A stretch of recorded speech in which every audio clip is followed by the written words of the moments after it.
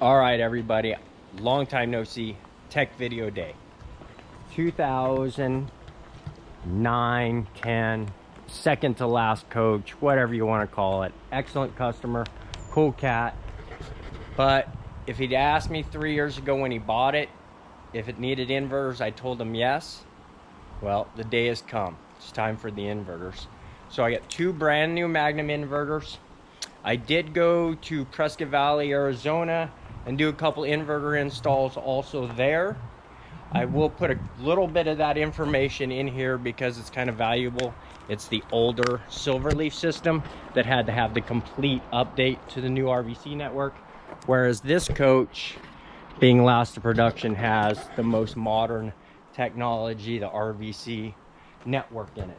So here on the Magna and the Infinity product inverter bay in the belly of the beast, as I like to call it, if it was an Intrigue, it would actually have one inverter. It'd be here.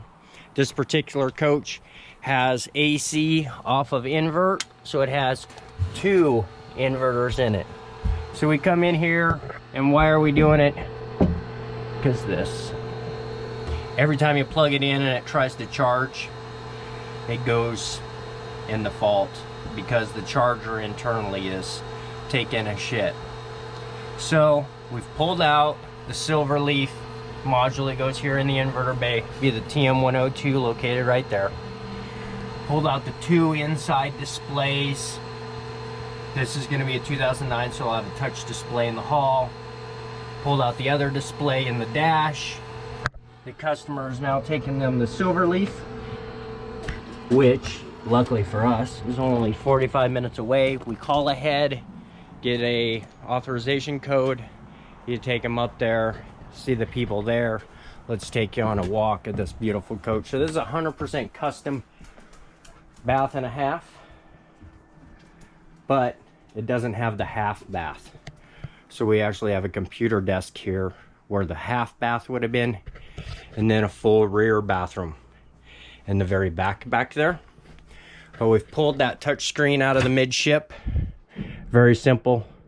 One plug, one RCA cable. Then up here in the dash, we've pulled the dash display out. Take the screws out of the sides, the very bottom. Unhook that plug again, and then the video cable. Now it had more than one, so I marked the one that plugged into. New Kenwood, just put that in. Cool thing about this particular install that I like that I do is the Sirius radio is actually wired up to the home theater system also. So on the CD input here, we have satellite radio off of the dash, and then that is ran to zone 2 in the base. So you can actually use this as your Sirius tuner, get it set up, and then turn it on. Have it through your home theater while you're parked or your base. Only have to have one subscription and then a nice display. I do like these Kenwood doubled ins. Simply press the camera button. You have the large display there. Another cool thing is we've done the front camera on this particular one. It's went to sleep though because we're parked.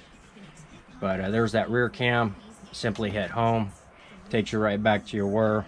We got HD radio, so on and so forth. So very simple operation in the Kenwood. I like it because of the knob. Alpine does have a Bluetooth knob though that can be integrated that you could locate anywhere, so that's pretty cool on the volume side of their Alpine, and I think the knob does more. But all right, I'm going to give you a little bit of video here more of the installation on this. Two Magnum inverters, adding in the two Silverleaf adapters. I could have done the update on the TM102 myself, but I just make it simple, have them do it.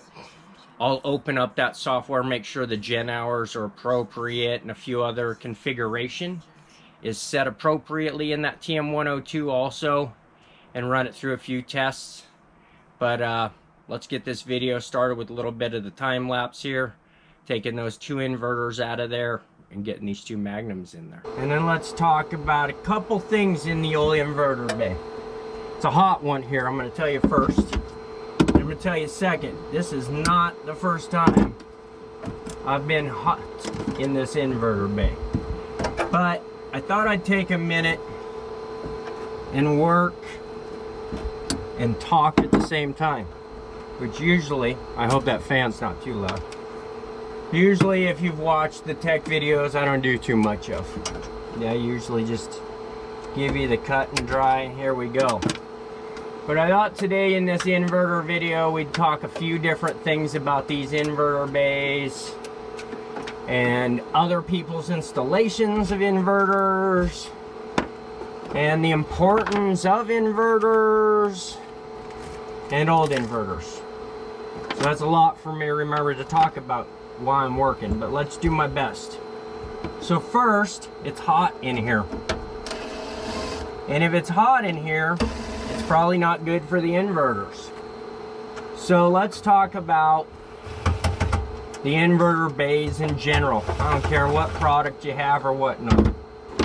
But for every 10 degrees, after 85 degrees, they say you lose 10% of the life expectancy of the digital equipment. Well, with that being said, in this coach, we have a 110 degree thermostat that's going to turn these two fans on over here. One production year, we had a variable one. This one's mounted back here in the very top left corner. You probably can't see it just because the camera's sitting up there in a little shoved in between the wires location. But you take that out and you put a house attic fan in there. I know the description, it talks about 110 volts, blah, blah, blah, blah, blah, so on and so forth about this attic fan. The most elementary Home Depot, Lowe's, True Value, whatever it be, attic fan. The cheapest one you can find. You take the two wires from it, you take the two wires off of this snap disc, you put it right over there somewhere in the back, and you set it appropriately about 95 degrees. That then is going to turn these fans on. If it's wired wrong, these fans won't come on at all. Or, I've even seen them, like right now where they're running, until they get to 110 degrees and they turn off. Whew, I can actually feel a slight breeze, I feel like, with those two fans on. There is holes in the bottom of the bay, make sure those are open. That's on the Magnum Affinity product. Intrigue, no fans. Certain year model Allures fans with the snap disc. Some of them with a recall of a huge fan. Some of them, like my product, no fans at all. So on and so forth. So that's enough time spent talking about the cooling of this compartment. The second thing is, while we're on temperature, we're going to talk about the battery temp probes. The battery temp probes for a Xantrex do not work with a Magnum. So make sure if you put new Magnum inverters in, they put new supplied Magnum temperatures sensors on the batteries and get rid of the old ones. Those are the two things we're going to talk about with temperature. Last production bay coaches, tow boards in this particular bay. If you need one, I'm pretty sure Oregon Motor Coach has a line on those. Surge guard, if this goes bad and you have a newer coach with RVC, you can get the new RVC, plug it into the silver leaf, reconfigure it, and get your transfer switch again. If you do a re-update on an older coach that doesn't have RVC and a TM102 in it, a lot of times when you do the new inverters, you got to do the new transfer switch also. I'm sure these fans are in the background running too loud and messing up the audio with this, and I apologize. But so, a couple things about your inverter bays. No matter what product you have, try to keep them cool. Find a way. That's enough. Let's get these inverters ripped out of here, get the new ones in here, get them online, and then we'll get that silver leaf stuff plugged in and show you the inside of that. So thanks a lot, everybody. A little more tech there.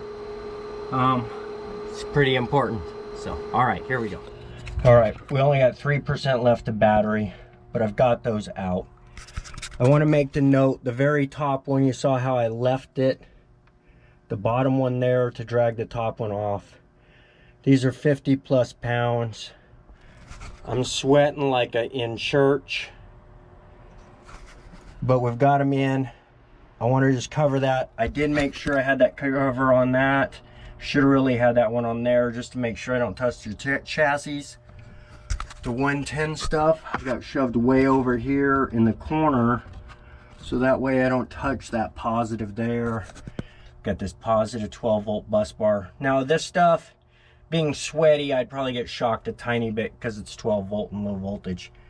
But I made sure I had 110 off, had the inverter output off, made sure those cables are pulled off and laying back there in the back. We're all discharged.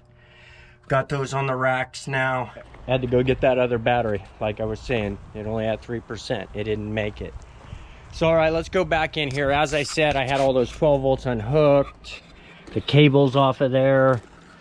If you're really scared, you could turn your house disconnect off, and that's gonna turn a bunch of other stuff off in here. Not too worried about it. Essentially, sometimes I do take the screws out of here so I can have this float around to be able to get that one in there. I'm gonna mount them like this. Reason being is the circuit breakers right here on the sides that you need to get to, and then those connections are gonna go in there all nicely.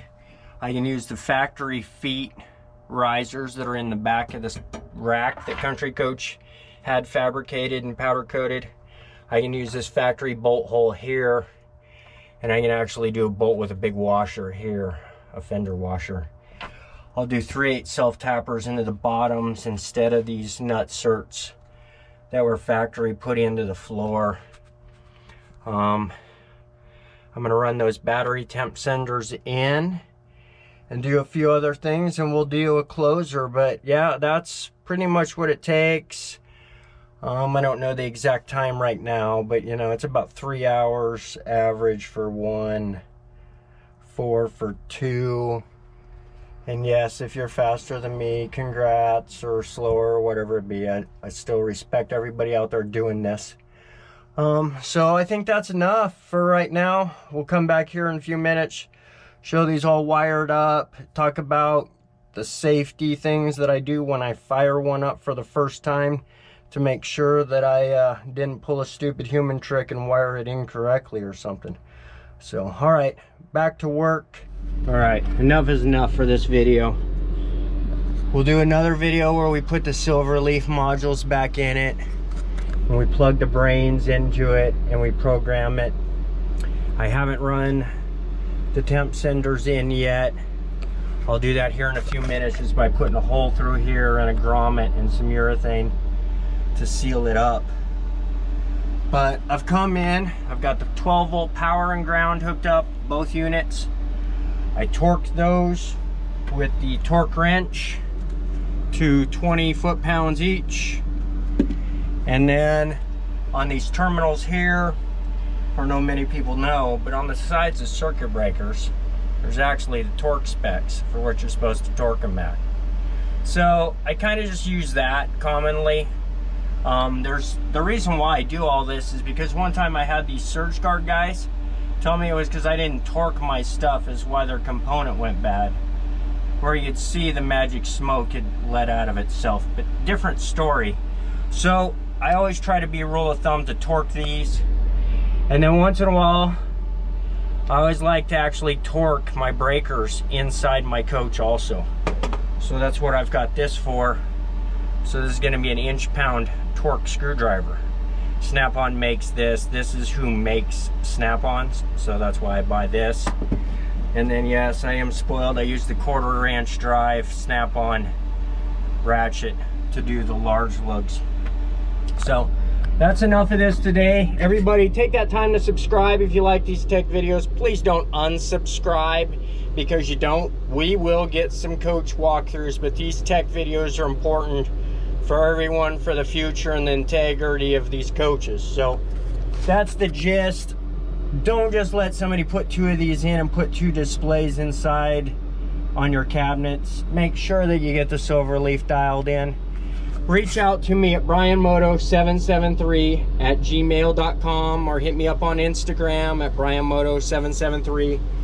and I'll get back to you. Sometimes it does go to spam, so just try again or use another email, or I apologize if I haven't gotten back to you. But that's the ins and outs today. I will cover real quick the way I do this. I'm gonna hook the 12 volt powers up, and then I'm actually gonna turn them on the invert mode. And I'm gonna make sure that all my 110 circuits are working that are supposed to be inverted before I go and put power to them.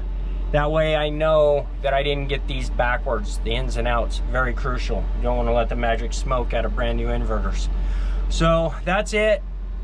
I did want to kind of cover that. So power them up, 12 volts. Yes, you'll get a small spark here.